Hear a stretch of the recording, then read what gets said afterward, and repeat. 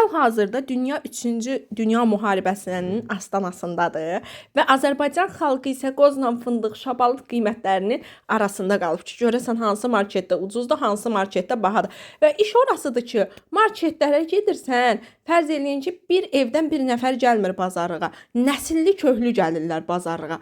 Gəlini tək buraxa bilməz qaynana ki, gəlin birdən çox rasxod eləyər.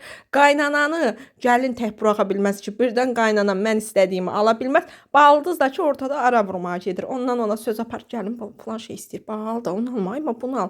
Az mamam yaxşı şey almır, gəlin. Sən qəşəngini alırsan. Baldız da bu işə baxır. Ərdəki yazıq kaşlok ərliyir ancaq cibində, ya da ki, səbət fırlamaq üçün gedir. Uşaqlar da ki, qıraqda mələşir. Hələ bu gün biri itmişdi mağazanın içində. İnanın ki, ağlaşmaydı. Hətta cəmaət bir-birinə qarışmışdı.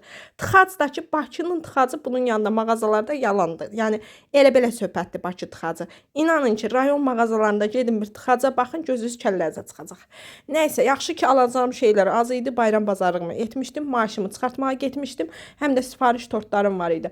Onları hazırlamaq üçün yumurta falan qurtarmışdı. Getdim elə yaxşı onları aldım. Maaşımı da çıxartdım. Qəşəng gəldim. Kimlər mənim kimi evdən oturaraq pul qazanmaq istəyirsə, gəlir əldə etmək istəyirsə, qızlar, əlaqə nömrəmə yazın. Ətraflı məlumatı nömrəmdə verirəm. İstəyərsiniz, hə, istəməyəsiniz,